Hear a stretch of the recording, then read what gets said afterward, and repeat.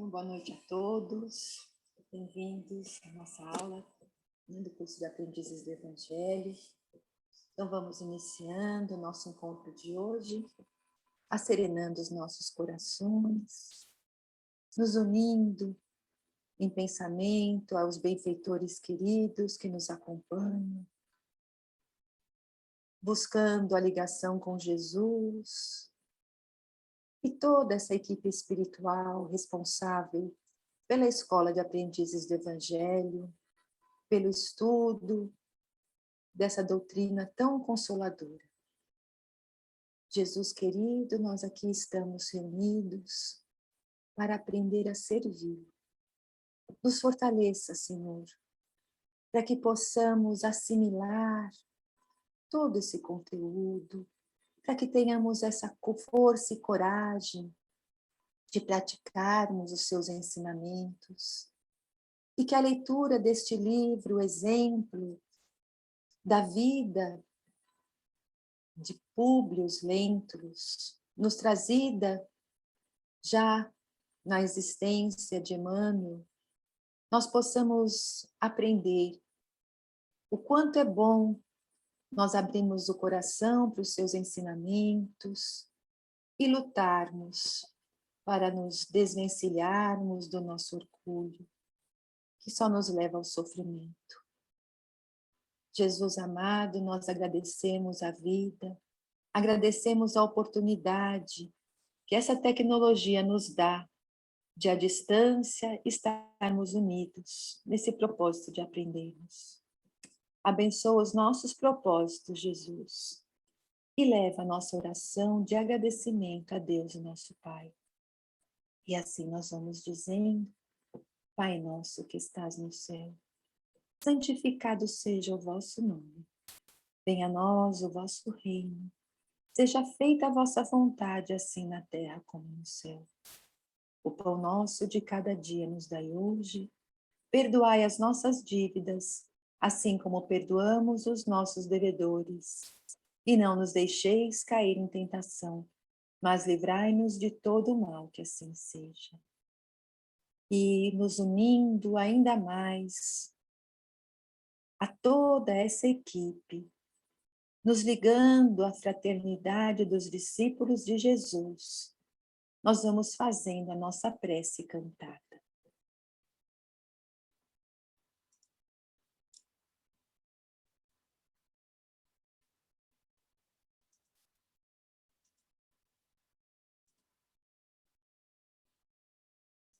Celeste, fonte eterna, que bondade auxilia no Senhor a conquistar a verdade, abençoa o nosso esforço para o teu reino atingir. Dá-nos, Pai, a luz que aclara os caminhos do porvir.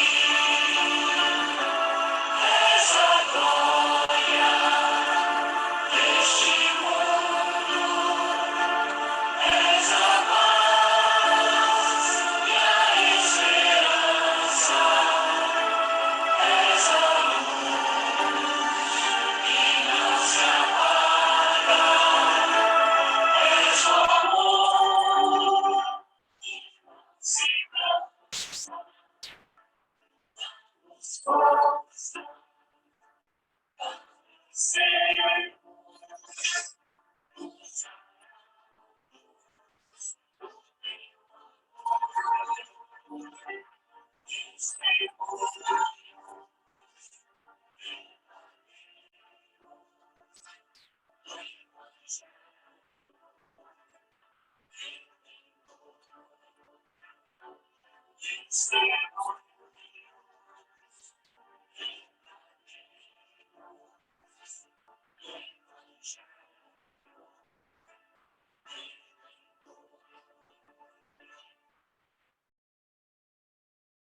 Que assim seja.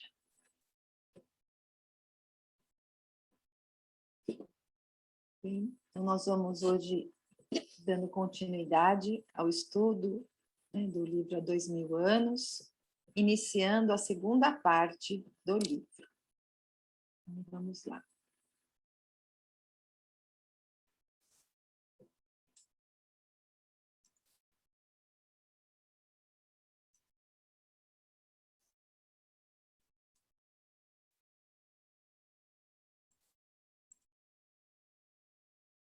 Então, paramos aqui na segunda parte. Que a segunda parte, então, começa a primeira morte de Flamínio. E nós estamos já no ano de 46. E Emmanuel informa que o ano de 46 corria calmo. 13 anos já haviam se passado sobre aqueles dolorosos acontecimentos do ano 33, não é, da morte ali de Jesus.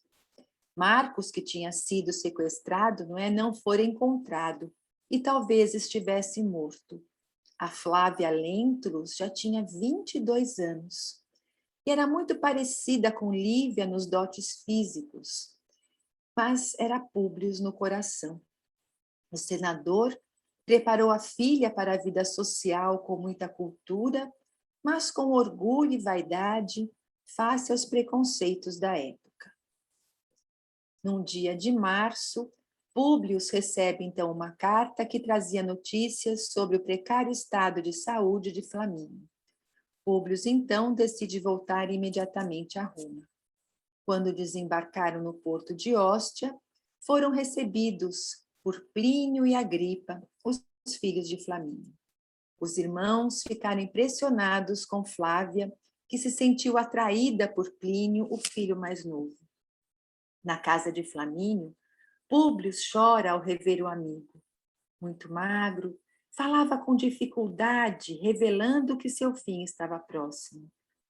Flamínio também se emociona. Estava ansioso pela chegada de Públio, pois queria lhe contar um sonho que o impressionou muito. E qual foi o sonho de Flamínio? Alguém gostaria de responder?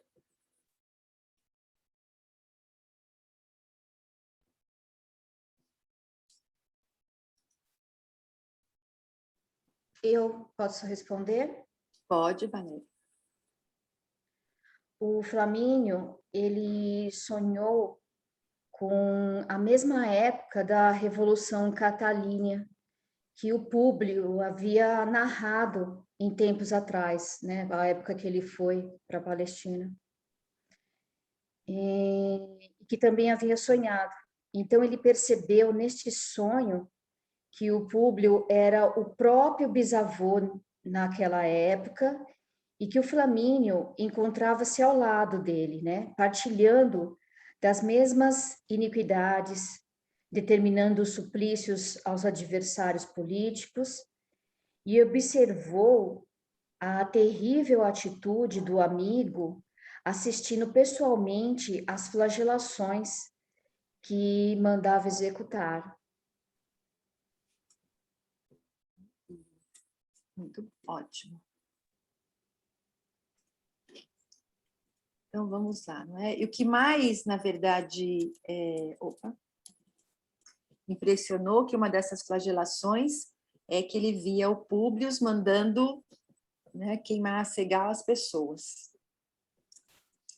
Então, no dia seguinte, nas primeiras horas da manhã, um mensageiro chega apressado à porta do palacete dos Lentulus e informa que a situação de Flamínio Severus é grave.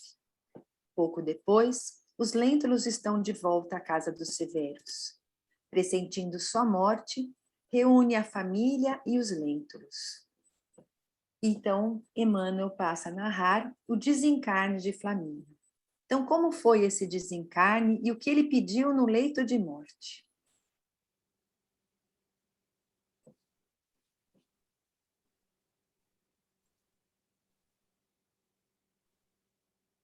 Algum voluntário?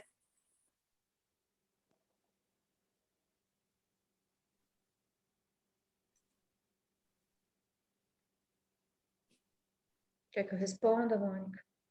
Acho que a Cecília levantou a mão. Pode responder, Cecília. Abre seu microfone.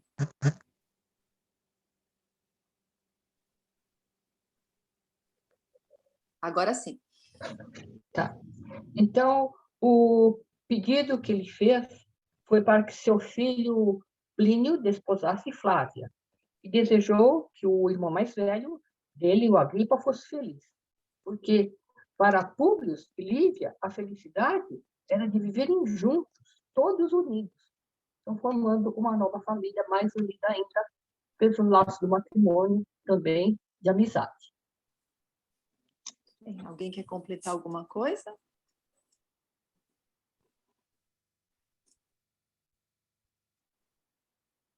Então, aí nós vimos isso, né? O sonho do Flamínio.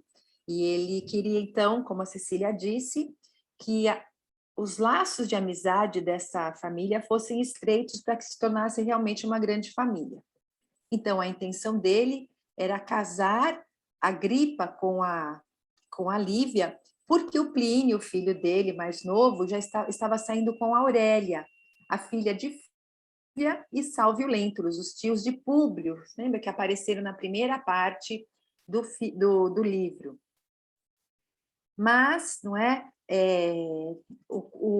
quando ele pergunta para Plínio se ele realmente estava disposto a se casar com Aurélia, o Plínio acena com a cabeça dizendo que não e troca olhar com a Flávia. Quando ele percebe essa troca de olhares, ele então abençoa a união dos dois, né, como a Cecília já disse. Aí um soluço mais forte e Flamínio agoniza para desespero de todos. E é lindo ele informar-lhe, não é, que apenas Lívia mantinha o equilíbrio, a serenidade naquele momento, compreendendo a morte. E Lívia observa seres com alguma luminosidade, mas também percebe sombras no quarto. E, de repente, ela vê um vulto luminoso se aproximando, colocando a mão, né, sobre a fronte de Flamínio, e ela junto faz uma oração e o senador dá o último suspiro. E ela percebe que, na verdade, né, aquela luz, aquelas mãos que se impunham sobre a cabeça de Flamínio, era o próprio Simeão que estava presente. Ai, no começo eu falei que acaba com ele voltando para lá, não, né? Acaba com a morte do Simeão, né? Eu já estava confundindo tudo. Então vamos assim, chegamos ao capítulo 2, falando de sombras e núpcias. Depois das cerimônias fúnebres de Flamínio, a preocupação era com o casamento do Plínio e da Flávia. E por conta do desencarne, né, do pai, a cerimônia foi discreta. E Emmanuel descreve, né, todo o traje do noivo, né, de acordo com as tradições militares, e Flávia numa simplicidade, mas muito linda. E ali, entre os reduzidos convidados, notava-se a presença de um homem ainda jovem que pôs os olhos na noiva com estranho interesse. Esse jovem era Saul de Giórias, o escravo liberto de Flamínio que o serviu por quase 15 anos. Aquele Saul, que na época tinha 18 anos, que tinha sido, então, preso por ordem do Públio, lembra aquele garoto que atirou a pedra ali na Lívia? E o pai, André, que tinha pedido encarecidamente para o Públio libertá-lo. O Emmanuel, vocês se lembram que ele, a princípio, negou tudo aquilo, querendo mostrar a autoridade dele, pelo orgulho, pelas próprias recomendações do Flamínio, mas depois ele se arrepende e pede para libertá-lo quando foi informado que ele tinha fugido, quando na realidade ele foi levado como escravo para Roma e, como diz, pelas tramas do destino, havia sido comprado pelo Flamínio, que tratou Saul com todo amor, com toda assim, com dignidade, né, e consideração por um escravo. E acabou dando a liberdade a ele, e ele conseguiu enriquecer, até pelas orientações que ele recebeu ali na família de Flamínios. O Saul, então, ele ficou, claro, ele é muito esforçado e ele ficou muito rico. e abandonou, então, o sobrenome paterno. Então, ele não se apresentava mais como Saul de Giores. E tinha ido, naquela época, para a Palestina para visitar o seu pai.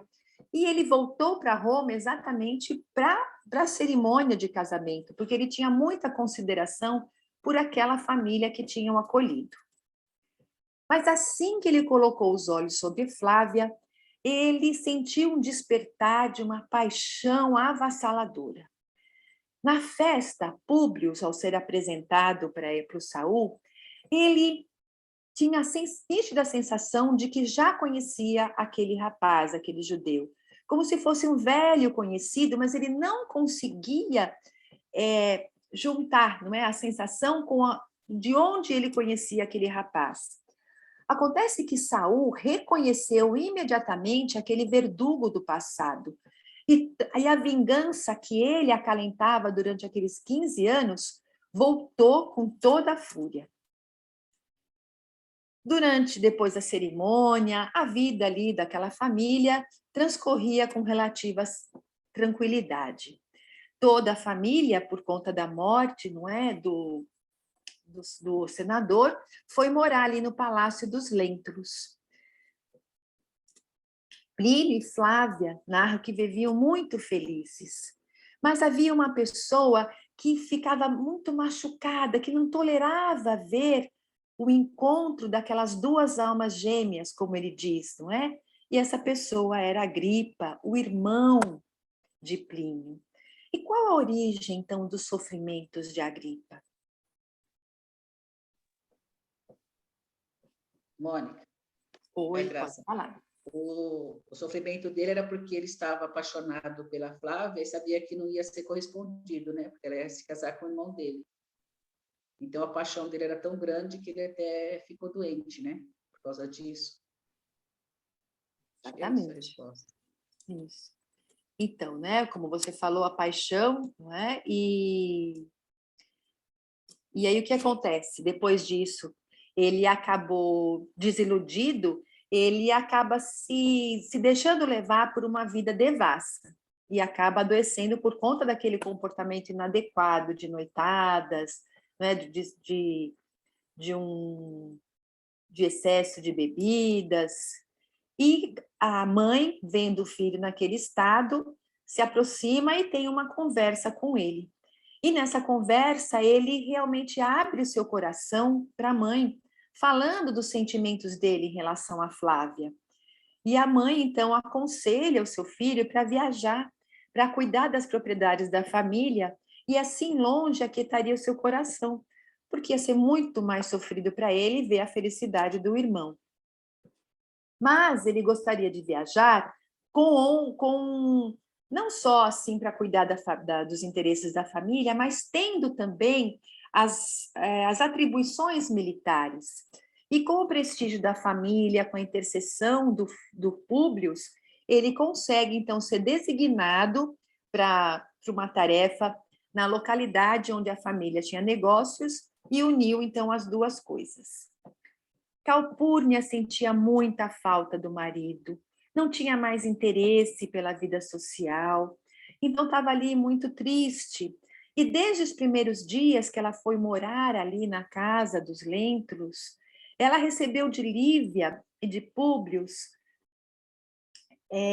toda aquela demonstração de consideração, de carinho, de amizade, e o casal, claro, em separado, abriu o coração para Calpurnia, falando as mais dolorosas confidências sobre tudo o que tinha acontecido com eles nas Palestinas. Então, na Palestina, então ela ficou sabendo, né, de todos aqueles fatos que comprometeram para sempre a felicidade, a tranquilidade da vida conjugal. Lívia estava sempre ao lado de Calpurnia. Então, e ela falava para Lívia, para Calpurnia, dos ensinamentos de Jesus e da sua nova concepção de vida após conhecer a mensagem daquele homem tão especial. E Lívia dizia a ela que ela acreditava que todos eram iguais e já não sentia mais prazer em frequentar aquelas rodas sociais, as conversas fúteis, aquela vida sem sentido. E falava até não é, de todos aqueles deuses que eles seguiam, dizendo que aquilo tudo não era realmente a verdade, que a verdade era aquele Deus único que Jesus pregava. Calpurnia não conseguia entender a profundidade daquela conversa, não conseguia entender a nova postura da sua amiga, não aceitava aquele comportamento que ela acreditava não estar de acordo com uma patrícia romana. Agora, então, por que tudo isso? Não é? Por que a Calpurnia não aceitava essa nova concepção de vida e não conseguia entender que a Lívia era uma pessoa simples, modesta, mas uma pessoa muito íntegra, acima, né, daquelas convenções tão fúteis? Por que de imediato, então, a Calpurnia não aceitava e teve todas as outras considerações ali que ela fez a respeito de Lívia?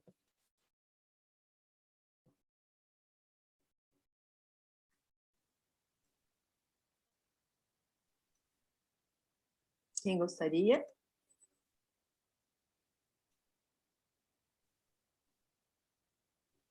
Posso dar minha resposta, mãe? Pode.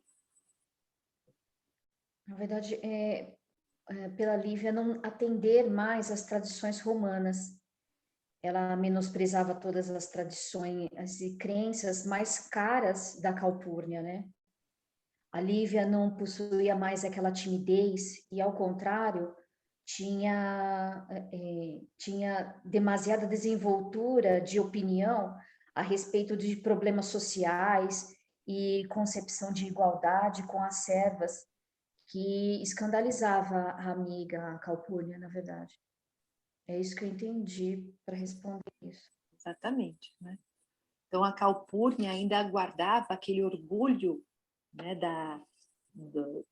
Superioridade, né? a superioridade, aquele sentimento, até aquela arrogância soberba, né, da classe social privilegiada que eles pertenciam. Eles acreditavam que os deuses deles só amavam aos ricos, aos que tinham poder, né? Então, e a Lívia mostrou tudo ao contrário. Então, aquilo foi um choque muito grande para ela. Então, entramos agora no capítulo 3, Planos das Trevas. Então, já estávamos agora, né, corria o ano de 47. Então, aí ele vai entrar, claro, que todo falando do relacionamento do Plínio com a Aurélia. A Aurélia, né, a filha de Fúvia, não gostou de perder Plínio. Então, nós vamos ter a descrição de Aurélia, que era exatamente igual à mãe Fúvia. Uma mulher extremamente vaidosa, fútil, só preocupada com os gozos materiais, com os prazeres materiais, sempre a voltas com traição, com interesses mesquinhos. Então, a filha, a Aurélia, era uma cópia da Fúvia.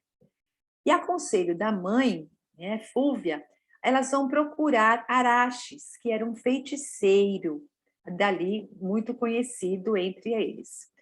Araxes, ele é um iniciado no Antigo Egito. Então, Amânio descreve que ele era um médium, na verdade, de grandes potencialidades, mas por causa de sua paixão pelo dinheiro, se desviou da missão da caridade e não utilizou sua mediunidade como deveria.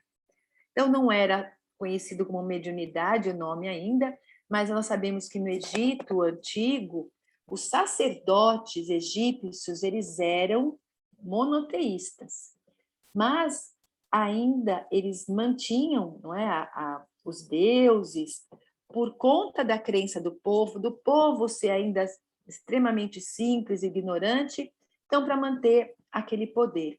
Mas os iniciados sabiam da reencarnação, por isso sabiam da permanência, que só o corpo morria, mas como eles acreditavam na reencarnação e tinham uma maneira ainda do jeito deles, não é? De preservar o corpo, achando que voltaria no mesmo, por isso a mumificação. Mas também tudo valorizando sempre as classes sociais mais abastadas. Então, Araxes já tinha todo esse conhecimento e veio também reencarnar com uma proposta de auxiliar com essa habilidade, com a potencialidade que ele veio. Mas ele se desviou, se perdeu pelo orgulho e pela cobiça. Procurado discretamente por Fúvia e Aurélio, entre ali todas as fumaças, aqueles gases, os potes fumegantes, as plantas, as substâncias diversas, que ele conhecia toda aquela alquimia, é descrito que ele mergulha a cabeça nas mãos como se ele estivesse devassando o mundo invisível. Após longos minutos de concentração, relata com precisão impressionante outras vidas de Aurélia, onde Plínio já lhe fora objeto de predileções, mas agora havia entre eles uma nítida separação nas linhas do destino. Então, nós começamos o livro com o Públio tendo sonhos, né? Na verdade, ele conseguiu recordar da sua existência passada, do seu compromisso nessa existência anterior, já mostrando, então, o que ele era e o que deveria fazer. E depois, mais uma vez, né, Plínio, o Flamínio teve também esse sonho, então viu que ele já era companheiro de Públio antes, então vieram juntos novamente para conseguirem se reabilitar nessa existência. Então, esse novo trio que se forma nessa trama, quer dizer, com a Fúvia, a Fúvia, a Flávia e o Plínio, então aqui já vai ver que eles também tiveram um comprometimento no passado e nessa existência eles viriam para tentar também a reconciliação, a reabilitação. Então é isso que o Plínio vê, e que o Araxes vê, né? E é descrito em todo esse capítulo. Então ele, claro, mesmo sendo assim ambicioso, ele vê aquela cena do comprometimento deles do passado e daquilo que dos compromissos que eles tinham assumido para essa existência. Por isso ele orienta, na verdade, que seria melhor que ela não interferisse no casamento deles. Por quê? Porque aquele amor daqueles dois era um amor verdadeiro. E aquilo que ela achava que era amor, não era amor. Era um capricho de mulher volúvel e fácil. Então, ele falou na cara dela as características dela. E nós vimos que, então, mãe e filha, né, saíram faiscando de raiva por conta dos insultos que elas receberam. Mas 2 horas depois, Araxes era procurado por Saul, que, na ânsia de possuir a qualquer preço a esposa de Plínio, recorria aos mesmos processos misteriosos e buscava um talismã ou algum elixir miraculoso para alcançar suas pretensões descabidas. Após a habitual concentração, Araxes sorriu como quem havia encontrado mais uma estranha coincidência e recomendou que ele não interferisse nos destinos do casal, referindo-se a desvios da vida passada de Saul. Então, Saul também estava comprometido karmicamente com aquele casal. Então, Saul,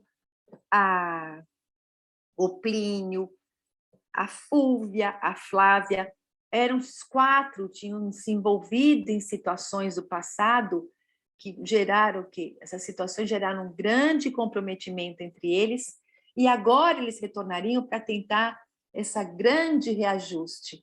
Mas a moça, a Fúvia e o Saul não conseguiram, né? Fúvia não, Aurélia, perdão. Mas o que acontece? Saul insiste e oferece uma bolsa com moedas.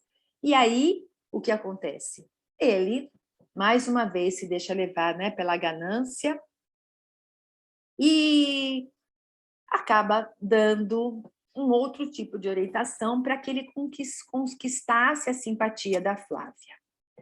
Então, ele volta atrás e ele diz que ali, em toda aquela sede, com a mediunidade dele, ele conseguia ver o que tinha acontecido e quais eram as situações que poderiam acontecer de acordo com o comportamento daquele casal. E ele diz, ou seja, vendo a trajetória do que eles deveriam passar, que daqui a alguns anos, não é? Ele poderia sim encontrar uma oportunidade favorável para a aproximação daquele casal, porque aquele casal ia ter o quê? A relação deles iria ser posta à prova. Mas antes disso, qualquer esforço seria inútil. Dependendo, então, de suas atitudes, o Plínio e a Flávia, eles poderiam contrair novos débitos morais ou resgatar o passado doloroso com o preciso valor moral nos sofrimentos, empregando no determinismo das provações purificadoras sua boa ou má vontade. Então, essa parte do livro é muito importante para nós refletirmos, porque Plínio e Flávia tiveram o quê? No passado, a relação deles comprometida por esses personagens, não é? Saul e Aurélia, e agora eles iam se reabilitar. Mas não ia tudo ser uma maravilha, porque os sentimentos também que eles tiveram que contribuíram para esses desencontros e os débitos do passado, eles iriam agora o quê? Ter nas mãos a oportunidade de ressarcir esse passado. Mas eles iam sofrer, sim, mas eles tinham que ser determinados, porque esse sofrimento ia ser muito valioso, mas dependia, então, deles se libertarem do orgulho, dos ciúmes, de terem aquela boa vontade de, pelo amor, vencerem. Não é? E Araxes, então, ele falava aquilo tudo, por quê? Porque dentro daquilo que ele via, daquela proposta que foi feita, né, antes de eles encarnarem, vinham o quê? Aqueles personagens vinham com as suas tendências. Então, é isso que nós vemos. A gente vem aqui na Terra com as nossas tendências. Então, nós temos toda a possibilidade de nos libertarmos dessas tendências que não adequadas e nos reajustarmos com as leis divinas. Mas nós também podemos falhar. Por quê? Porque essas tendências para o mal são muito fortes. E muitas vezes nós acabamos nos deixando levar por essas tendências, não é? Então ele viu isso. E ele falou isso porque ele sabia, né, que essas tendências são mais fortes para o mal, tornando-se então possível que as pretensões do Saul poderiam ser satisfeitas. Porque se eles se deixassem levar, ia ser fácil serem contaminados pelo Saul. Então o Saul decidiu esperar.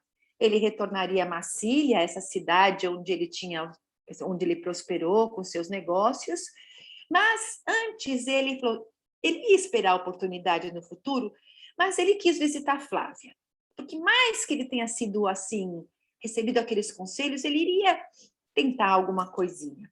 Então, quais foram os propósitos de Saul? Ou seja, o plano dele seria no futuro voltar, mas antes disso ele iria dar um pontapé inicial.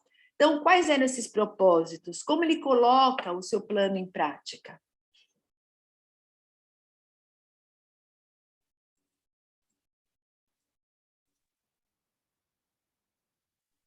Ele procura a Flávia e começa a fazer intriga, né? Falando mal do Plínio, contando que quase foi noivo da Aurélia. Então, ele começa a colocar minhoca na cabeça dela, né? Para que ela ficasse preocupada e ali já começasse a briga entre o casal. O plano dele era esse, para que depois eles se separassem, como você falou, que entrasse aquela trama. Então, ele já começou a colocar o veneno dele. E como é que ele foi colocando veneno? O que mais que ele falou da Aurélia? Que ela já tinha sido noivo, que eles foram noivos, né? Que pretendiam se casar, acho que foi isso, eu não lembro mais. E que ele ainda, que a Aurélia... Que a Aurélia estava interessada nele ainda queria ficar com ele. Né? Que tinha até procurado, ia fazer o possível e o impossível, procurando até ajuda de feiticeiros para poder ficar com ela. Né? Então, foi exatamente isso. E além desse encontro, o que ele faz? Ele vai lá e, além de colocar, né, de colocar minhoca na cabeça, né, como a Graça falou, de fazer aquelas insinuações, de já entrar com toda aquela maldade, ele também se insinua para ela, não é? Ele quer falar dos seus sentimentos para ela, e aí o que acontece com a Flávia quando ela percebe as insinuações de Saul? Vocês lembram? Mônica, eu acho que eu lembrei dessa parte até da mãe dela, quando recebeu a visita do Pôncio Pilatos, né? Que foi bem parecida a reação dela, né? Que ela fala que ela é uma mulher digna, que ele deveria respeitar isso, né? Então, quando eu vi a cena, eu falei, nossa, a filha passando a mesma coisa que a mãe passou, né? E ela foi igualzinha, teve a mesma Atitude. reação, né? A mesma atitude que a mãe, né? Sair da mesma forma íntegra, né? Sempre foi. Por isso que fala, né? Ela era muito parecida em algumas coisas com a mãe e outras com o pai, né? Então, como nós vimos, né? Ela experimentou, então, o primeiro espinho da sua vida conjugal, sentindo-se intimamente torturada pelo ciúme.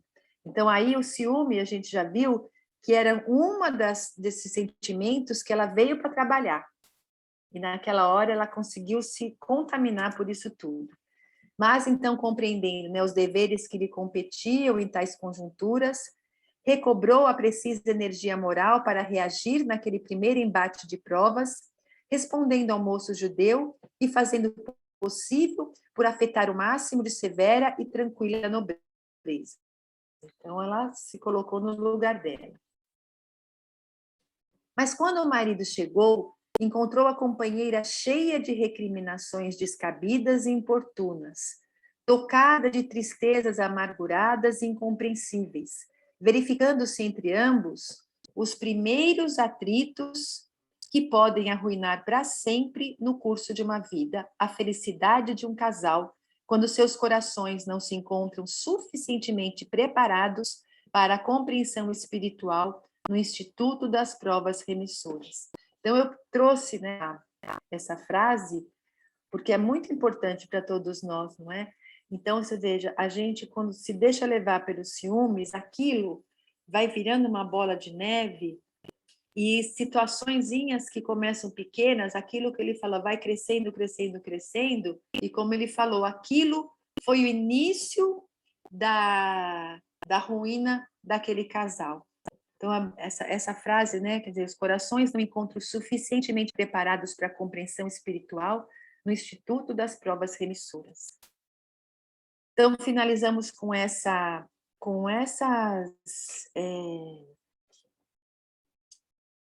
considerações, né, do Emmanuel, um alerta para que a gente perceba, né, fazer uma análise da nossa vida, como é que a gente é, se a gente também não procura refletir depois nas situações que a gente vive, o que nós vamos estar levando adiante. Então, acho que isso é muito importante para cada um, não só, né, num relacionamento afetivo, mas profissional, com vizinhos, com todo mundo, para a gente não se deixar, às vezes, levar pela uma calúnia ou pela emoção daquele momento que a nosso orgulho fala mais alto. Então, respirar sempre mais fundo para que as consequências não fiquem desastrosas. E aí, ele vai para 10 anos adiante, aquele tempo, né, que ia se esperar. E 10 anos se passam, em 57 a Calpurnia adoece, e entra o ano de 58 e um fato começava a chamar a atenção de todas as personagens dessa história. A dedicação de Lívia dia e noite junto ao leito de Calpurnia. Com a convivência, Calpurnia passou a considerar a superioridade moral daquela doutrina que recomendava confortar os enfermos e os tristes. Confrontava os deuses que amavam os ricos e os sacrifícios no templo com o Jesus humilde e pobre de que lhe falava a Lívia. Então, a Lívia falava com tanta convicção, com tanta propriedade moral, e não era só da boca para fora, ela vivia tudo aquilo que a força daquele exemplo, a verdade que ela falava, foi conquistando a Calpurnia, que naquele momento ainda depois de doença, vai modificando o seu olhar perante a vida. Então, era muito comum, Emmanuel narra, né, que nos tempos, ver Calpurnia e Lívia em oração, e após as quais Calpurnia sentia enorme conforto em suas dores. E nos primeiros dias de 58, Calpurnia piora muito e solicita a presença de Públio para confiar-lhe suas últimas impressões. Ela não queria levar para o túmulo o remorso de uma falta que cometera há mais de 10 anos, quando transmitiu uma percepção errônea a respeito de Lívia. Então, 10 anos atrás, quando Lívia confidenciava suas dores, suas angústias com Calpurnia e Públio também, o que aconteceu? Nós já dissemos que a Calpurnia, ela não aceitava aquele comportamento da Lívia. E quando o Públio pergunta para a Calpurnia suas impressões, o que ela diz? Que a Lívia deveria estar perdendo o juízo, que ela só podia estar louca, não é? Tendo esse tipo de atitudes. E ela, sim, de maneira alguma, ela, em momento algum, ela fala daquela superioridade da amiga, e nem fala assim, com todas as vezes que ela achava que realmente a amiga seria incapaz de ter cometido tudo aquilo que ele dizia. Então, o que ela diz para ele? Que ela ficou na dúvida, mas ela resolveu se omitir. E que por 11 anos ela orou e ofereceu sacrifícios para que os deuses a inspirassem a verdade sobre o assunto. E a verdade apareceu apenas naquele dia. Só naquele momento onde ela estava vivenciando aquela dor tão grande, ela conseguiu obter essa verdade. E essa verdade veio, que ela diz, como se fosse um sonho também.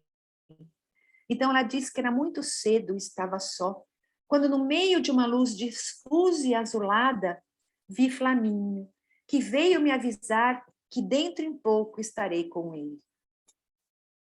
Confortada, pensei em indagar a respeito da dúvida cruel, e antes que o fizesse, ele disse: Lívia é uma criatura imaculada e inocente.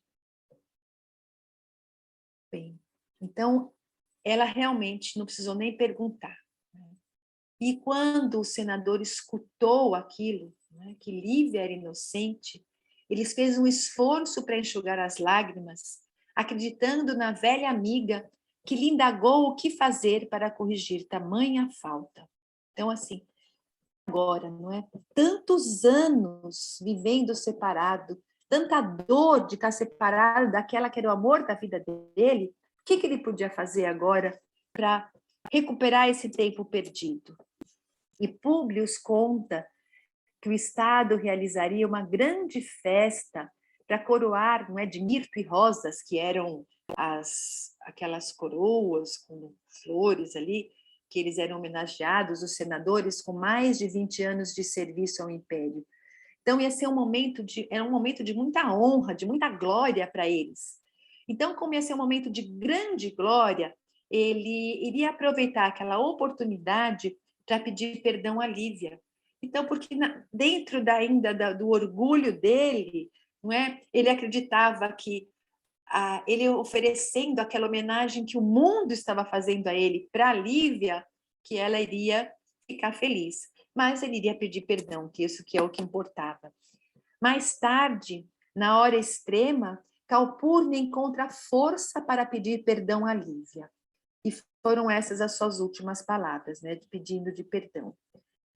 E aí vamos passando os dias, e ele, então, não foi lá procurar a mulher na hora, né, mais uma vez pelo orgulho de querer aproveitar uma ocasião muito especial. E na antevéspera da premiação, Públio, então, imaginava a maneira mais doce de se dirigir novamente à companheira. E o capítulo vai falando de tudo isso. Então, na verdade, esse capítulo, né, fica bem evidente para a gente as diferenças entre os valores materiais e espirituais.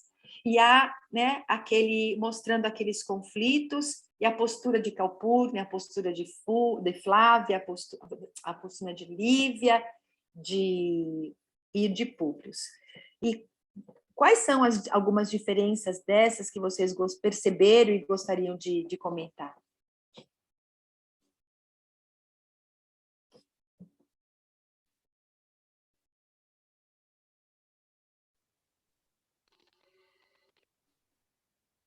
Os valores materiais, você já deu o exemplo aí do Publius, né? Esperar uma festa, o mundo estava preparando para ele tentar se reaproximar da mulher.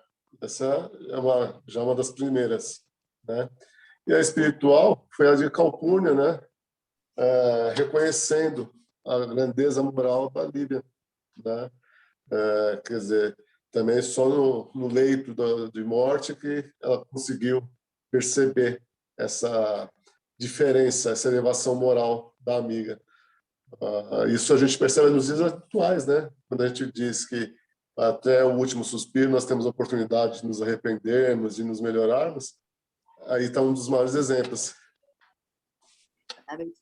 E alguém quer falar outras impressões que teve? Eu fiz tipo um resumão aqui de Pode fazer. do que aquele momento, né, até esse ponto, né? Tá. Então, quando na verdade eu não fiz as diferenças, eu fiz um e o outro, tá? Tá bom. Quando os valores materiais se sobressaem, aparecem os sentimentos de vingança, de ódio, ganância, desamor, e quer eliminar ou prejudicar a todos que passam a cruzar o caminho, né? Então, acho que esse é um resumão mesmo dessa história toda, né? As pessoas que têm esses valores materiais. Agora, os valores espirituais. Tudo é aceito como lição para um bem maior. Os sentimentos de amor, dedicação, perdão, são pontos colocados, né, suavemente, mas com determinação e obediência, né, que no caso da Lívia, principalmente, ela mostra todo esses valores espirituais, né? E aí aqui a gente pensando, eu pensando assim, e toda essa estratégia que ele queria fazer, uma ocasião especial para falar com a mulher, pedir perdão, e aqui a gente vendo tudo o que aconteceu, a gente olha assim, quando a gente se dá conta de alguma coisa, e a gente tem que pedir perdão na hora, não é? Assim, não esperar. Se a gente se deu conta, procura imediatamente a oportunidade, porque a gente nunca sabe o que vai acontecer depois. Então, se ele tiver, eu fiquei pensando, gente, se ele tivesse ido falar com ela na hora que a Calpurnia ali disse para ele, eu ia sair correndo, ia lá no quarto, ia pedir perdão, né? Como é que ele ainda ficou pelo orgulho? Você viu o que é pelo orgulho? Ele continuou ali, né? Ai, ainda longe, 25 anos. Materialmente mostrar para ela esse amor. Exatamente. Acho que é bem por aí, né? Então, não se faça, como que tem aquele ditado, não faça amanhã o que você pode fazer hoje. Exatamente. Então, ali a gente vai lendo e fala assim, gente, sai correndo, vai falar, 25 anos, você amava aquela mulher ainda? E não, mas ainda o orgulho continuou falando mais alto, né? Então, vamos lá. Então, assim, eu também vi isso aqui, assim, né, que de um lado nós temos os personagens, né, que então ainda se iludiam pelo orgulho, pelo prazer, pelas conquistas materiais. Tudo fazendo para satisfazer os seus instintos primitivos, passando por cima dos sentimentos e do respeito ao próximo. Todos com oportunidades de se reajustarem com o passado de erros, oportunidades desprezadas por todos. Porém, essas atitudes, então, gerariam muitos sofrimentos a esses espíritos. De outro lado, né, a Lívia, o Emiliano, né, que fala no capítulo, e a Ana, espíritos valorosos, compreensíveis, sensíveis, bons, procurando vencer com bom ânimo e coragem as vicissitudes da vida. Calpurnia, no fim da vida, reconhece seus erros em relação a Lívia, consegue enxergar a beleza da mensagem de Jesus e a ver que posição social ou raça não fazem ninguém melhor. A gente não falou no resumo, mas aqui nós tivemos, não é, nesse capítulo, descreveu também para a gente a história o fim que teve a Fúvia. E aí o Emiliano aí também acabou, aquele rapaz bom que acabou se casando com a Flávia, né, com a Aurélia, e soube de toda a verdade naquele momento, e não também pelo orgulho, era muito bom, mas se deixando levar pelo orgulho, acabou se suicidando. Então, chegamos aqui ao capítulo 5, que vai mostrar, então, as consequências, não é, de toda a situação das pessoas, da situação do orgulho que imperava em relação aos cristãos. Capítulo 5, nas catacumbas da fé e no circo do martírio. Ana conta para Lívia que João de Cleofas, emissário da igreja de Antioquia, estava na cidade trazendo revelações importantes. À noite, elas foram à reunião secreta nas catacumbas. Todos os servos graduados do palácio viram-nas saírem sem surpresa, como faziam durante a doença de Calpurnia, imaginando que se dirigiam à residência dos severos. Então, veja, nós já estamos numa época onde Paulo, né, de Tarso, já tinha fundado várias igrejas, e uma é essa de Antioquia, ou Antioquia, né, ali na Grécia. Então, todos aqueles ensinamentos, as igrejas, que eram as reuniões de pessoas que iam ouvir os ensinamentos de Jesus, acabaram líderes, que esses líderes passavam, né, todo o evangelho para aquela comunidade seguidora. E esse João era um que tinha se destacado, né, como um dos líderes dessa igreja, e tinha ido ali para Roma, porque Paulo tinha morrido em Roma, e muitos, então, daqueles judeus que estavam ali também em Roma, estavam sendo também perseguidos. Então, ele recebeu uma incumbência, uma inspiração também espiritual, e foi para Roma, para compartilhar com aquelas pessoas informações muito importantes. Então, assim como João de Cleofas fez, vários outros líderes das outras igrejas também faziam. E ali, por que eles se reuniam nas catacumbas? As catacumbas eram o quê? Aquelas localizações onde eram sepultados, né, as pessoas. Então, como os cristãos já estavam sendo perseguidos, eles precisavam se reunir em lugares onde as pessoas não iam procurá-los. Então, as catacumbas eram lugares que não iam, porque tinham aquele respeito e aquele medo, né, dos mortos. Então, eles iam ali, encontravam um lugar para se reunir. Mas houve uma denúncia. Então, por isso que aqueles soldados que a gente vai ver acabaram indo naquela ocasião para prender aqueles todos. Bem, nós sabemos ali, né, que em Roma, lá, houve muita perseguição dos cristãos, e eles sabiam que os cristãos não faziam nada para ninguém, mas porque o orgulho todo daquela raça precisava ser preservado. E quando tivemos Nero ali, o que aconteceu? Ele fazia aquelas loucuras todas dele e ele queria culpar alguém. Então, ele culpava os cristãos. E a perversidade dele era o quê? Existia, só para a gente lembrar, tem ali em Roma o Coliseu, e aí no Coliseu, que aconteciam aquelas lutas de gladiadores para que aquelas pessoas ficavam assim felizes, mas ali no Coliseu também tinham as lutas com os leões, e os cristãos também eram colocados ali para serem mortos no Coliseu. Mas além do Coliseu, tinha um pouco, próximo ao Coliseu, tinha o circo romano. O circo era como se fosse uma arena, quer dizer, o Coliseu é redondo, o circo já é uma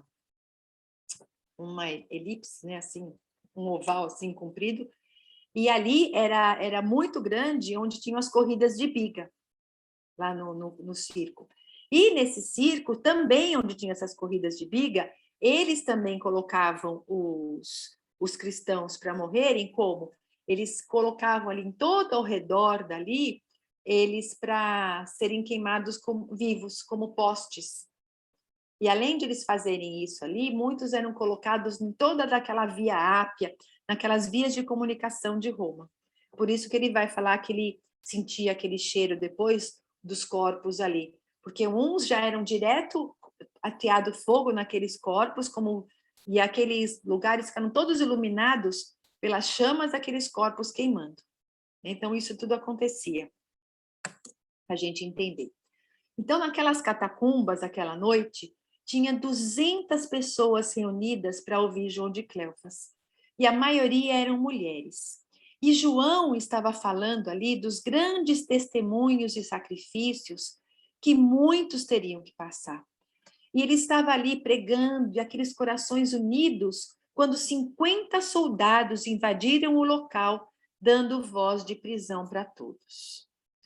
Então, o João, né, como eu já tinha falado, que eles iam ter o quê? A oportunidade de testemunhar e sacrificar em nome de Jesus.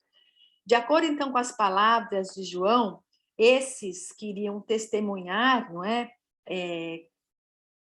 os ensinamentos de Jesus, ele diz assim, o que pode esperar, então, o homem bom e justo? Que é o que ele diz. Que esse que vai testemunhar em nome de Jesus é um homem bom e é um homem justo. Então, o que eles esperam? O que Jesus espera dessas criaturas? O que essas pessoas esperam?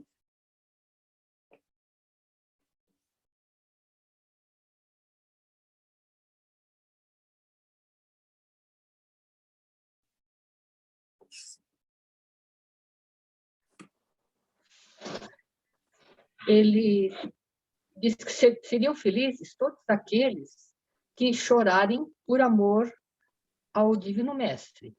Venturosos seriam aqueles que derramarem seu sangue pelas verdades cristãs, porque no céu existem muitas moradas para os bem-aventurados de Jesus. Então, você vê, ele já tinha tido, né, pela inspiração, que eles iam acabar dando a vida por Jesus, por conta das próprias perseguições que já estavam acontecendo.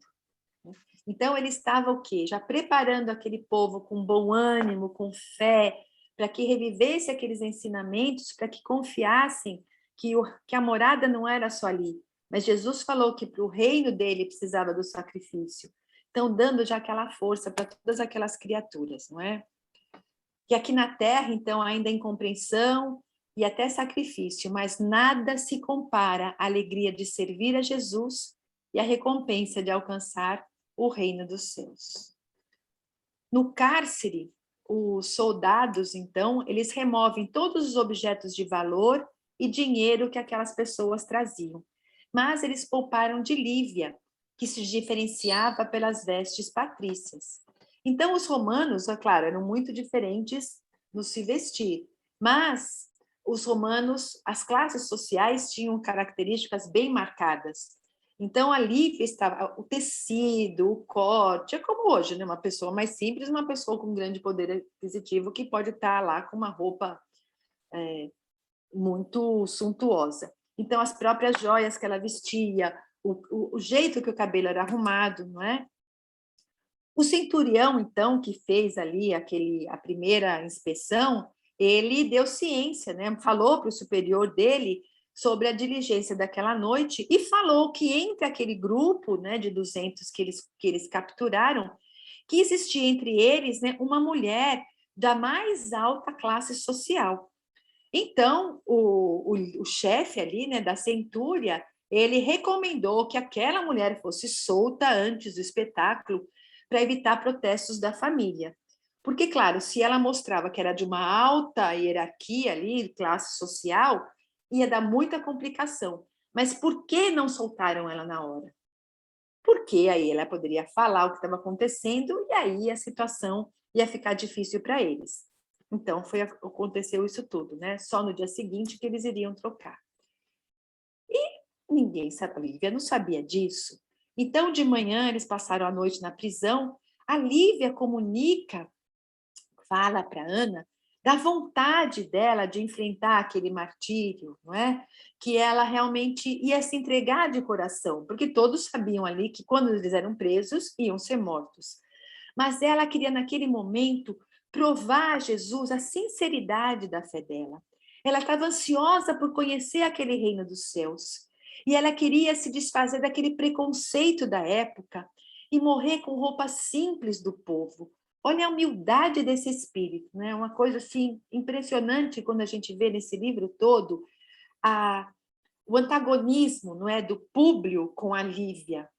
Ela cresceu numa vida assim tão abastada, tão rica, tão favorecida, e ela sempre assim, nunca se deixou contaminar pelos costumes, pela soberba, sempre mantendo aquele seu coração com objetivos mesmo da verdade. E ela e a resignação dessa mulher, de não querer gritar e de falar que ela era inocente, o marido não deixava ela falar, e ela respirou fundo e pensava, se Jesus sofreu, quem era ela para não sofrer também? Então, meu Deus, é um exemplo, né? Essa mulher é assim, por isso que está anos-luz, né, na frente. E obrigada, e a Ana não queria fazer isso, mas a Lívia, então, obrigou Ana a trocar suas vestes, recebeu a toga, ele diz, né, de lã finíssima e as joias discretas que trazia usualmente. Conservando apenas, ela só não deu um pequeno camafeu com o perfil de Públio que ela recebeu quando se casou. No Aventino, que era o bairro ali, é um bairro nobre, que era próximo ao Coliseu, onde eles moravam, não é? Todos achavam que a Lívia estava em casa. O senador, na hora, ele sente, né, daquele mal-estar, um mau presságio, mas já estava na hora dele sair para a grande cerimônia. E ali a cerimônia teria acontecimento pouco depois do meio-dia, que era um horário onde sempre Roma estabelecia para realizar essas homenagens. Públio, então, segue para o Senado, não é? Então, Domício Nero coroa a fronte de mais de 100 senadores do Império. Então, nós sabemos que Nero, veja bem, a loucura daquele homem era tão grande que a gente vê na história, que ele, então, não é, queria dar para aquele povo todo, ele falava, né, pão e circo, essa diversão para que todos continuassem o apoiando. Mas Nero era tão louco que ele manda matar a própria mulher dele, né, que está na história, e ele bota fogo em Roma. E ele, o que ele faz? Ele culpa os romanos, os cristãos, de terem incendiado Roma. Então, os senadores, todos eles sabiam que foi Nero que mandou colocar fogo em Roma, mas eles ficaram quietos quando Nero acusou os cristãos. Então, após, só que para a gente lembrar, né, após o incêndio de Roma, Nero, então, iniciou uma perseguição ferrenha aos cristãos, usando, não é, essa desculpa de eles terem sido causadores de destruir toda aquela cidade. Então, como é que ele faz? Aí, diferente desse dia que eles estavam reunidos no Coliseu para fazer essa homenagem, Nero, então, ele propõe essa morte desses cristãos naquele circo que eu falei. Então, iluminando todo o circo com tochas humanas. E foi nessa ocasião, né, das tochas humanas, quando Joana de Cusa desencarna. Joana de Cusa, que é uma personagem da história, que ela morou também lá em Jerusalém, porque o marido dela morou lá na parte do norte, naquela região da Palestina, porque o marido dela era um funcionário do Herodes na época, servindo, né, no Herodes e ali a parte de Roma. Quando ela volta depois para Roma, ela cristã, ela é presa também. E a Joana relata, a gente tem essa história, né, desse episódio no livro Boa Nova, contada como foi, então, o desencarne da Joana de Cusa, que foi uma das encarnações do espírito Joana de Ângeles.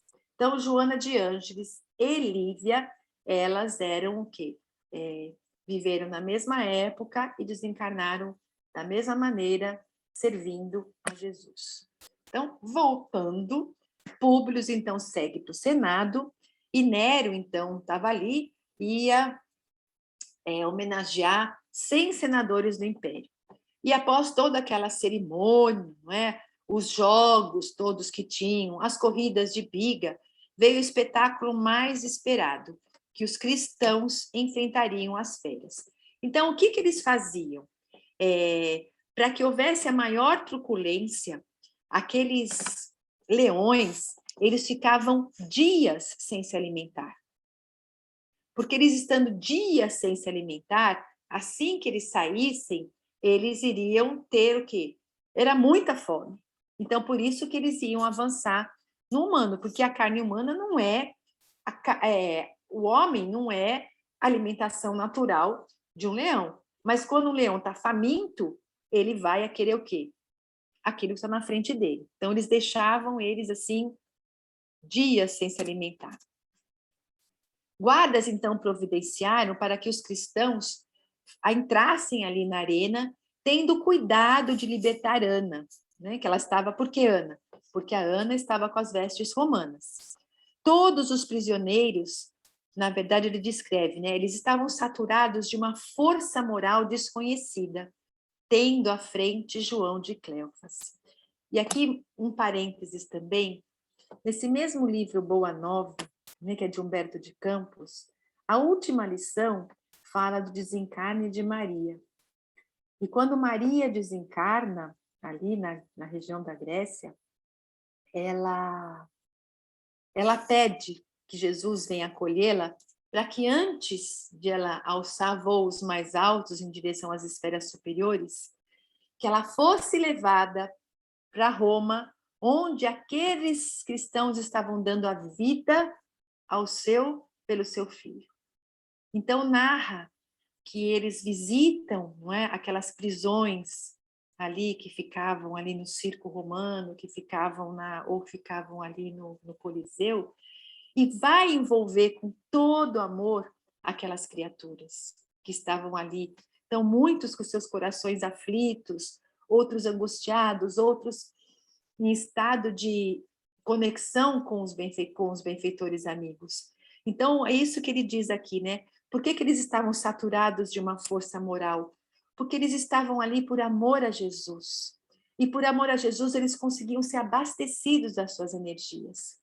E essa história de Maria é muito linda para vocês lerem, porque a gente teve, né, esse episódio no ano passado, no começo do ano, quando falamos de Maria. Então vamos repetir, que a Maria envolvia eles com tanto amor, e pedia para que eles cantassem. Vocês lembram, né, que a Vera contou? Cante, minha filha, cante. E aquele plano espiritual todo entoou aquele hino, e ela passou inspirando para eles. E aquela melodia é a do hino dos aprendizes do Evangelho, que foi resgatado depois pelo Edgar Armond, trazendo para nós esse hino, né, dessa nossa entrega a Jesus. Muito lindo. Então, voltando. Então, todos aqueles entraram naquela arena com seus corações fortalecidos, sentindo aquela força, aquele amparo espiritual. E o primeiro que entrou foi o próprio João de Cleofas. E como é que estava, né? Ele narra, então, na verdade, a história registrava esses acontecimentos, mas o livro que mostra exatamente como acontecia é esse, né? Então, Emmanuel narra como é que eram as pessoas. Então, você vê, as pessoas queriam, estavam ansiosas por aquele espetáculo sanguinolento. Então, assim, os aplausos delirantes, eles queriam ver sangue mesmo, né? Então, sobre aplausos delirantes, eles soltaram aquelas feras famintas, e a cena era bárbara. Mas ele diz que nenhum dos mártires sentiu a morte. E que naquele momento, vindo do plano espiritual, qual que era a vista espiritual? Uma estrada luminosa, invisível aos olhos mortais, abriu-se, e inúmeros benfeitores espirituais recolhiam aqueles perispíritos no momento em que eles recebiam, não é, aquele ataque daquela fera. então já saiu o seu perispírito, então eles não sentiram a dor de serem destroçados. Então, naquele momento onde Lívia entra naquela arena, ela se dirige ali ao pavilhão onde o imperador aparecia e ela viu o vulto do seu esposo e olha ele pela última vez. E ela estava ali naquela posição, olhando para o Públio, quando ela, então, é atingida pelas patas do leão. Ela experimentou um ligeiro choque e rapidamente percebeu-se nos braços de Simeão, que lhe sorria divinamente. Então mostra, é muito lindo de ver o amparo do plano espiritual, né? Com aqueles espíritos. E nesse momento o senador sente, né? Públio sente uma angústia tão intensa, e um horror daquele espetáculo.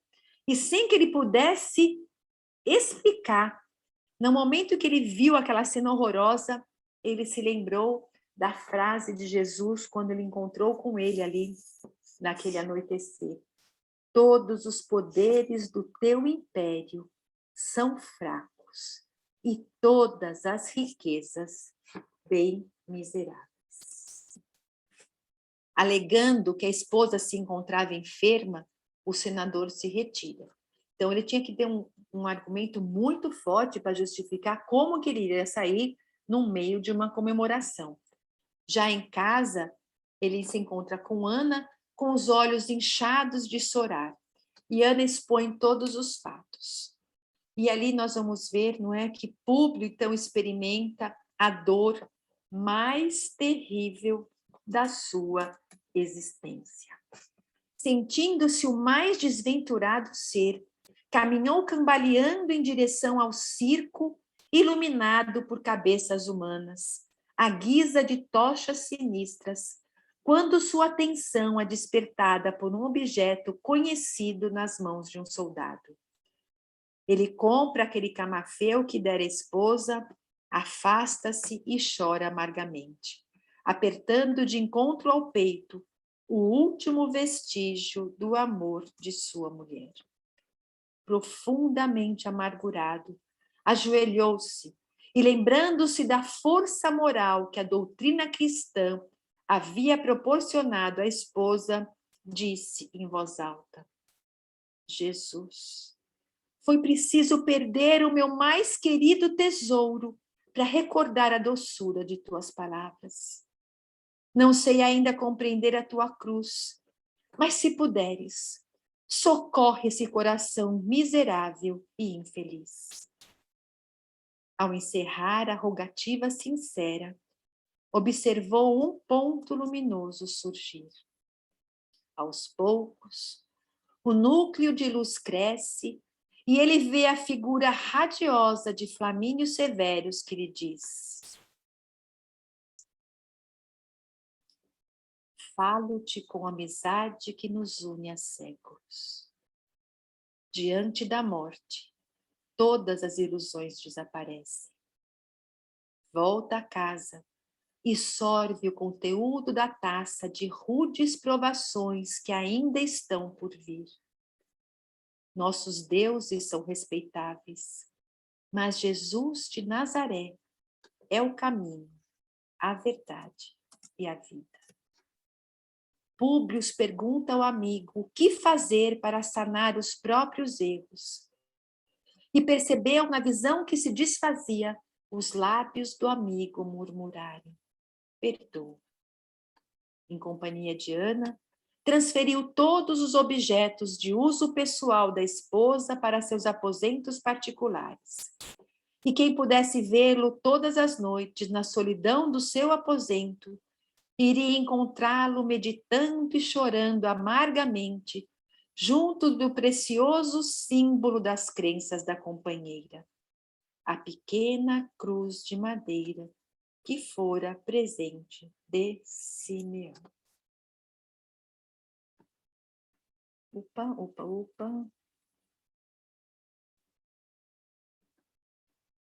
E essa parte, né, é tão também importante, porque você vê, no momento da dor extrema, ele se lembrou de Jesus.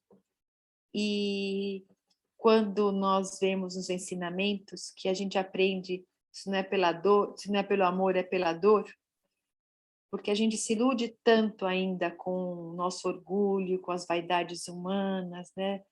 Essa tanta ilusão, e na hora que aquilo pega assim, o mais bem precioso que a gente tem, os nossos melhores sentimentos, e aí que cai a ficha, né? E, então, por isso que esse livro todo a gente tem que ler, reler, porque é um exemplo, como o Emmanuel diz na introdução, ele escancarou a vida dele para que a gente, vendo esse exemplo, não cometa esses mesmos erros e não sofra tanto aquilo que ele sofreu. Nós vamos continuar os outros 5 finais na próxima semana, para não ficar tão corrido. E aqui também agora, assim, as impressões de vocês até essa parte do livro, o que também, uma parte que chamou de mais atenção, que marcou, que é uma coisa que vocês não vão esquecer mais. As impressões. Elisa, Sinésio, Casal Maravilha.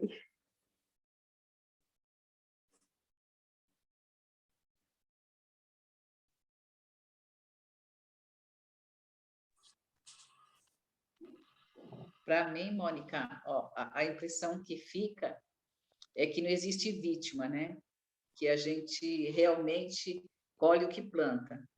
E principalmente, assim, no começo, de ter contado a vida do Públio, para que a gente não tivesse pena dele, porque quando acontece, tudo que vai acontecer na vida dele, que vai acontecendo, a gente vê que já tem um motivo para aquilo acontecer, né? Que quando ele lembra da reencarnação, tudo que ele fez, então, tudo que a gente faz, a gente vai pagar lá na frente, né? E se você se arrepende, se você é mais humilde, se você segue mesmo os ensinamentos de Jesus, você não tem tanto para sofrer, porque você não vai errar tanto. Então, eu acho que assim, você pode errar, mas você tem que reconhecer e querer reparar, né, o seu erro, né? E por orgulho e a vaidade pesa muito na vida da gente, né? Quando a gente é orgulhosa, fala, não vou dar o braço a torcer, eu sei que estou errado, mas não vou dar o braço a torcer. Nas coisas mínimas a gente faz isso.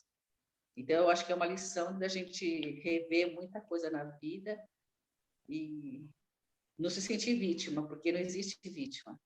Não existe vítima. Não é que a gente fala, por que eu estou passando por isso? Não tem. Algum motivo tem. Se não é agora da vida passada, mas tem. E porque as coisas são mais da vida presente do que da passada, né?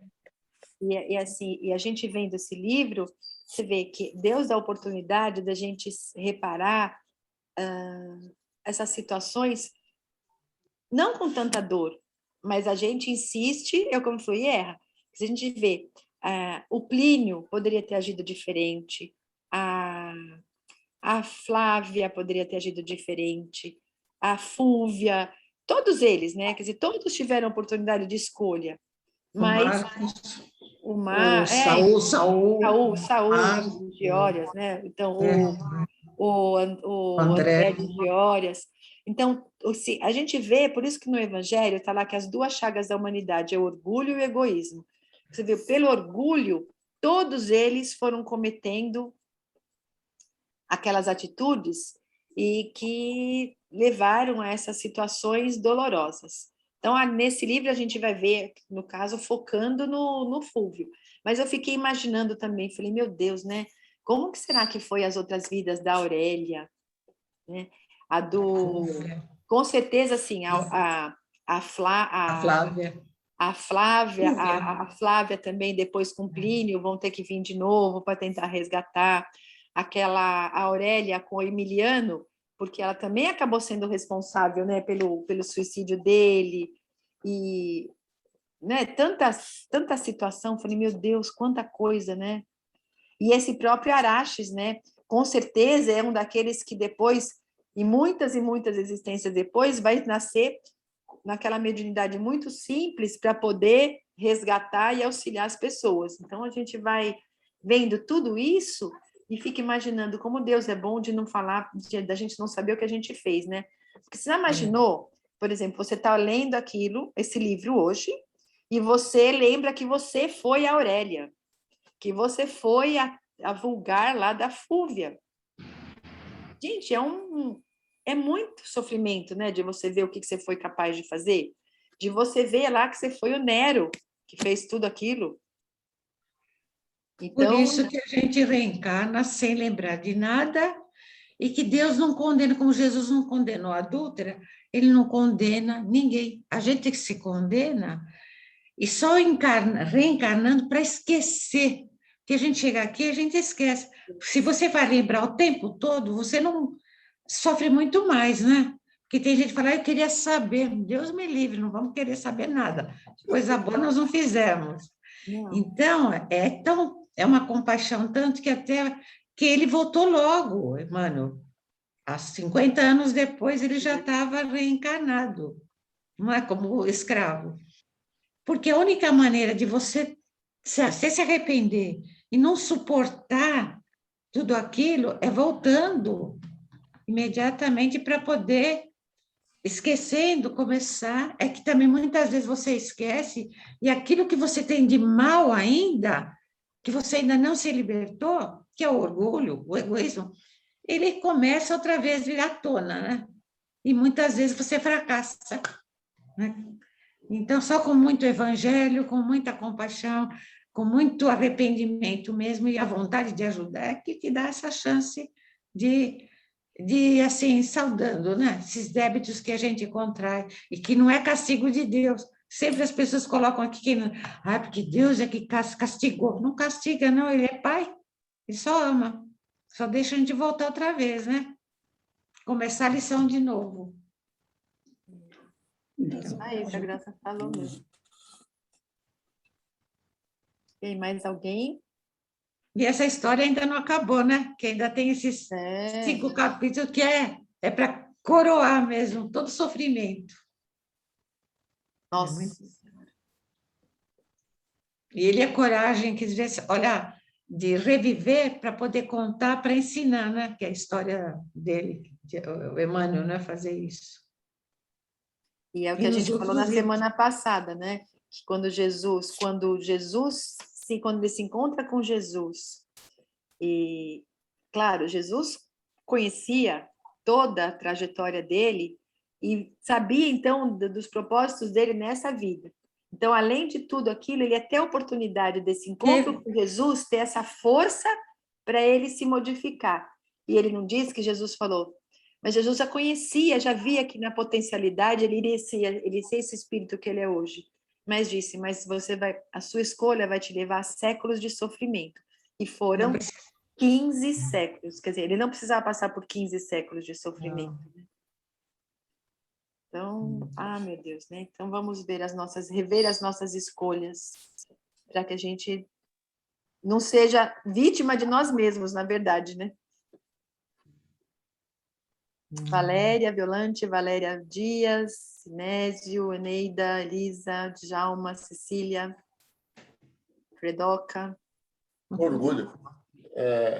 Tudo na vida da gente, né? O que nos leva e o que esse livro traz faz a gente repensar, assim, refletir, fazer aquela viagem interior, é o orgulho. Orgulho. A gente analisar o nosso orgulho. A gente acha que não é orgulhoso, tal, a gente sempre se pega negando alguma coisa em relação ao próximo.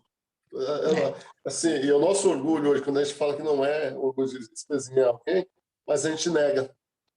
A gente está sempre negando alguma coisa. Então, e por quê? Por orgulho. Você justifica, né? Não, eu não sou orgulhoso, não. Eu sempre sou assim. orgulhoso, mas não faço. Né? Tem a vaidade.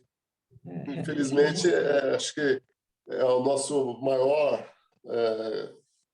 erro. A nossa maior tendência ainda é o orgulho. Esse é o grande desafio nosso, né? Que a gente tem que trabalhar. Que desafio. Que desafio. Crescer. Evoluir não é fácil, né? Não é Cair é fácil. Cair você vai rolando, agora subir. Como o colega falou aí, eu também concordo que o orgulho, eu creio que ele está imbuído em todos, né? Em todas as famílias, em todos os locais de convivência existe o orgulho. E o orgulho tem separado famílias, separado pessoas, porque eu creio que isso tudo poderia ter sido evitado, porém, são as escolhas, né, que as pessoas fazem. Mas acredito que tudo deveria ter sido diferente. Porém, as escolhas não temos como modificar, né? Eu acho que cada um, no momento certo, vai conseguindo, vai percebendo os erros, esse orgulho muito presente e talvez consiga reparar isso em tempo, né? Quando tem ainda uma oportunidade para isso, porque em alguns casos muitos perdem essa vida, deixam essa vida, né? Mas não conseguem reparar, não tem tempo, não busca isso, essa reparação, essa mudança, né? De deixar esse orgulho para lá, né? Infelizmente, eu conheço até recentemente um colega que perdeu a esposa por orgulho. Acabaram se separando e ela pegou o Covid, se foi, e ele hoje todo dia chora. Quer dizer, por que não reparar isso em vida, né? Não, aproveitar a oportunidade de fazer a diferença, né? De deixar esse orgulho de lado e tentar se resolver, né? É isso que você tem que fazer. Mesmo, né? E o Públio ali, você viu, ele conhecia a essência da mulher dele e sabia da vulgaridade da mulher do tio dele, né? Então, quer dizer, e no fundo, no coração dele dizia que a Lívia não ia ser capaz de fazer uma coisa dessas. Mas o orgulho falou mais alto, né? Porque depois o que a sociedade vai falar, o que os outros vão falar.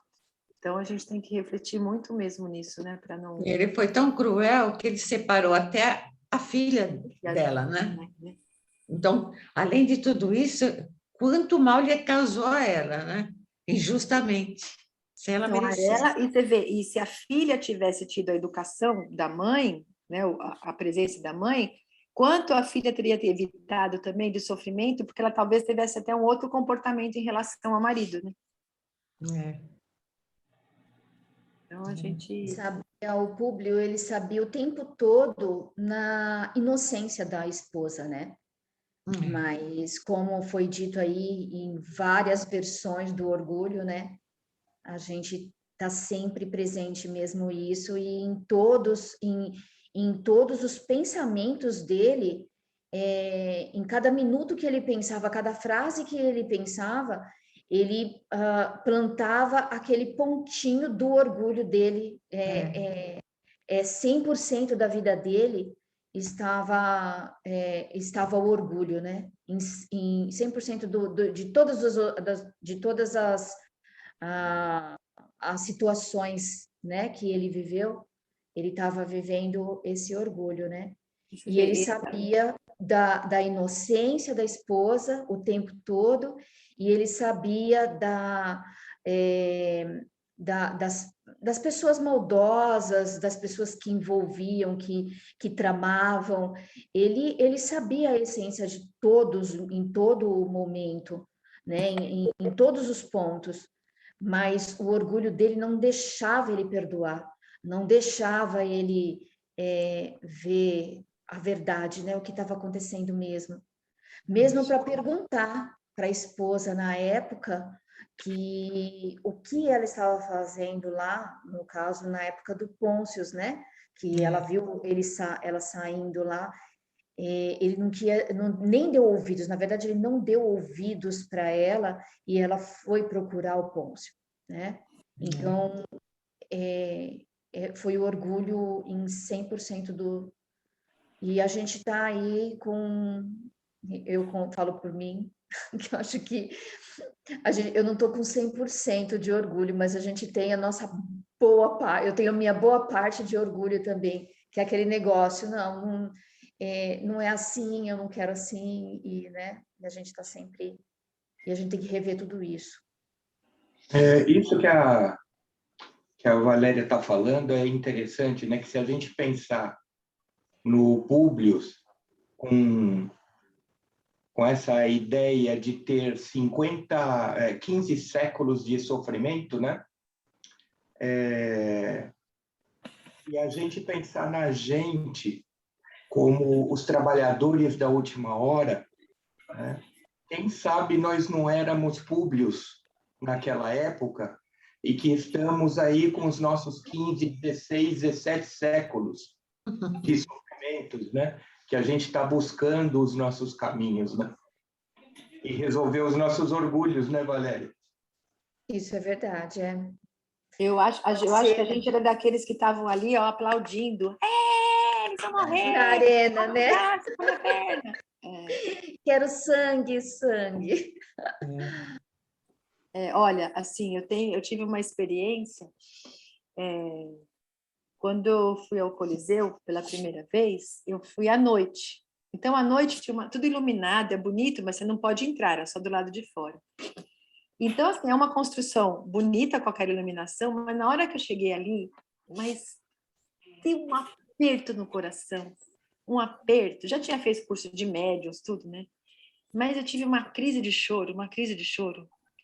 Mas era uma sensação tão ruim. E aí eu comecei a chorar. Aí eu estava com umas amigas, uma delas fez assim, eu acho que você deve ter morrido aqui, com algum leão te mordeu, comeu, você deve ter sido um daqueles cristãos, né? Eu pensei assim, minha filha, se eu tivesse sido um cristão, eu não ia estar aqui hoje, com certeza. Essa angústia toda, porque eu acho que eu devo ter sido daqueles que aplaudiram. Mas você sentia energia, era uma coisa tão... E aí, depois, quando eu fui de dia, não senti nada disso, porque é diferente. Então, e à noite você sabe, né, que à noite tem as energias, os fluidos, as entidades.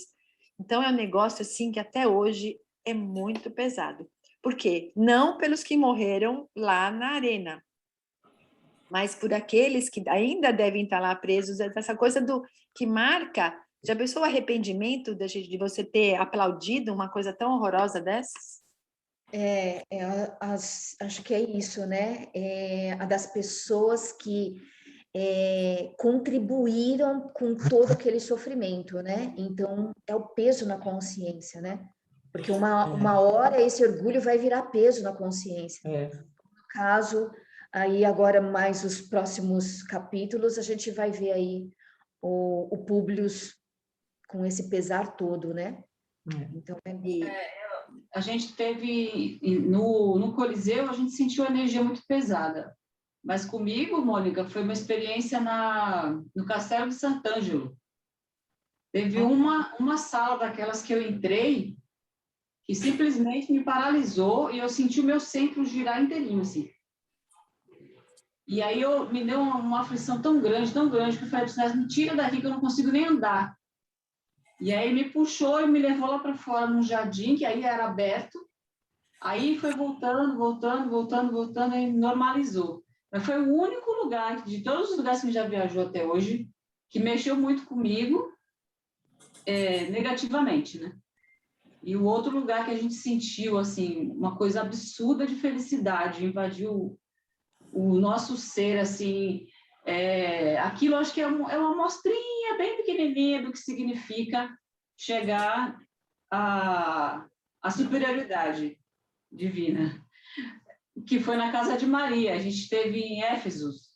Ai, meu Deus. A Maria viveu o resto da vida na Turquia antes de falecer. A gente foi na casa dela. Nossa! Vocês não fazem ideia do que foi aquilo. Só de me lembrar já me dá uma coisa assim. A energia está toda lá. Está toda lá. É uma felicidade tão absurda que você pensa que você vai enlouquecer de felicidade, assim. E aí um olhava para o outro e descia lágrima. Eu falei, gente, o que é isso aqui? Enquanto tinha gente se preocupando em tirar foto, que não podia, eu ficava olhando assim aquilo e falei, gente do céu. E ali, inclusive, foi a minha conexão mais forte com Maria. Eu não tinha essa ligação com Maria como eu tinha, obviamente, com Jesus, né? Ali naquele dia eu compreendi, assim, o que significava esse espírito, sabe? E essa coisa de você visitar lugares muito antigos, tem esse tipo de coisa. Você fala, alguma ligação você teve com aquilo lá, né? Como tem gente que vai para Paris e nas catacumbas lá se sente muito mal, né? É um negócio interessante de vivenciar mesmo, né? Então, para a gente ver, porque assim, que você vê, o psiquismo, a energia mental de cada uma fica impregnada nos lugares. Então, se aquilo foi uma impregnação do amor, aquilo fica nas moléculas da matéria dali, fica impregnado, assim como a coisa ruim. Ali em Florença, né, em Firenze, eu entrei numa igreja, nunca tinha entrado numa igrejinha assim, meio escura. Na hora que eu entrei, mas eu me senti, até meu marido se sentiu mal, mas a gente se sentiu tão mal, tão mal, tão mal. Eu tive até ânsia. Mas que coisa horrorosa, né? Depois, aí, uma amiga que estava lá, eu perguntei para ela, falei assim, você entrou naquele lugar, naquela igreja? Entrei. Ai, Mônica, como eu me senti mal aqui.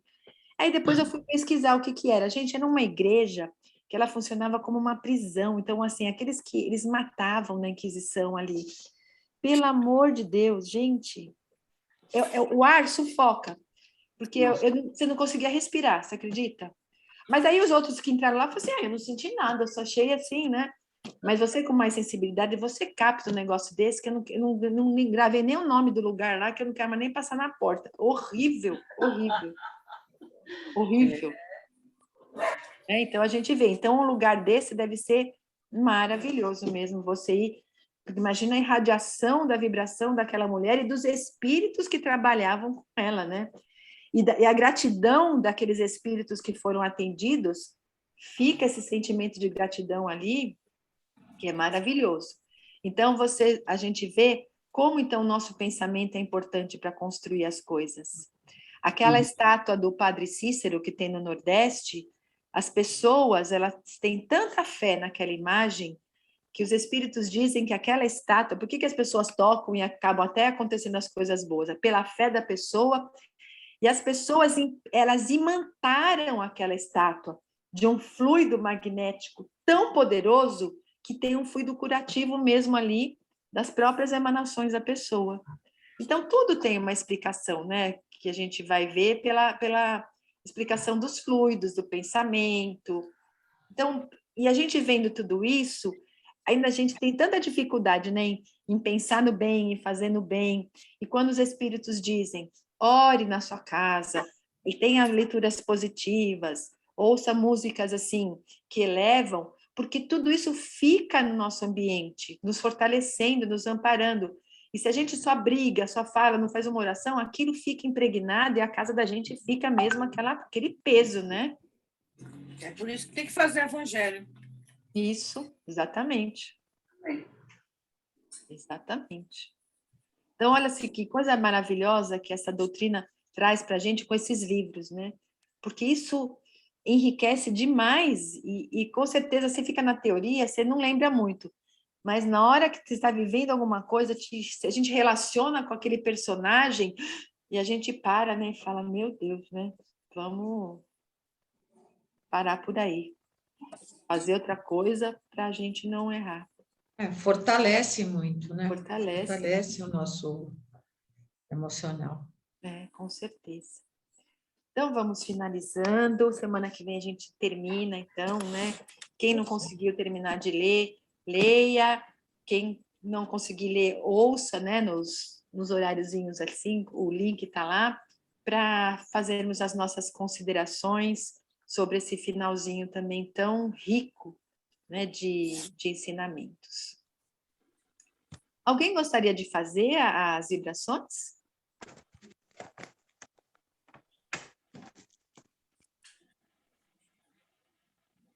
Se quiser, eu posso fazer, Mônica. Tá bom, Valéria. E depois a Valéria faz o encerramento, a Violante.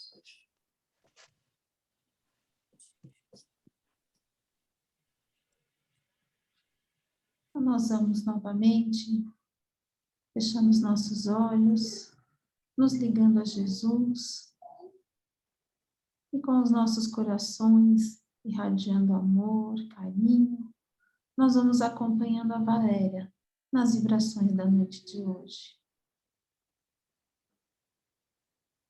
E agradecidos mais uma vez por essa oportunidade de estudos, de estarmos estudando, vivenciando essa história de uma figura importante no nosso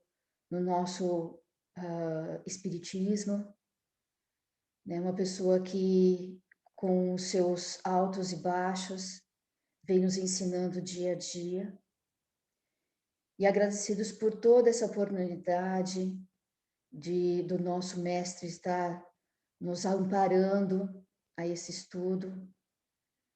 Vamos elevando os nossos pensamentos e os nossos corações com os melhores sentimentos para o nosso planeta Terra, vibrando uma energia muito suave, para que ele possa se harmonizar, para a natureza toda desse planeta se harmonizar. Vamos vibrar por todas as nações, para que seus governantes olhem pelo seu povo e governem com muito amor no seu coração, para que todos sejam amparados. Vamos vibrar pelo nosso país, pelo Brasil, por todos os lares que tenham sempre a figura de Jesus, sempre trilhando o caminho de Jesus. Vamos vibrar por todos os hospitais, os centros de saúde, para que eles possam amparar a todos que procuram o cuidado, para os doentes de corpo e de alma. Vamos vibrar para todos que cuidam desses doentes, que eles tenham fé e que eles tenham discernimento e sensibilidade com cada um que se cuida. Vamos vibrar pela nossa casa de oração, o Self, para que continue nos amparando espiritualmente, que possa nos fortalecer no nosso dia a dia e que possamos estar em breve todos unidos materialmente lá. E vamos vibrar por nós mesmos, para que continuamos perseverantes nos nossos estudos, para fortalecermos e para nos evoluirmos cada vez mais. Que assim seja, graças a Deus e graças a Jesus. E assim, agradecidos que estamos por mais essa oportunidade de aprendizado, nós vamos humildemente depositando aos pés de Jesus a prece que ele nos ensinou, dizendo: Pai nosso que estais no céu, santificado seja o vosso nome. Venha a nós o vosso reino, seja feita a vossa vontade, assim na terra como no céu. O pão nosso de cada dia nos dai hoje. Perdoai as nossas dívidas, assim como nós perdoamos os nossos devedores. E não nos deixeis cairmos em tentação, e livra-nos de todo o mal. Que assim seja, graças a Deus e a Jesus.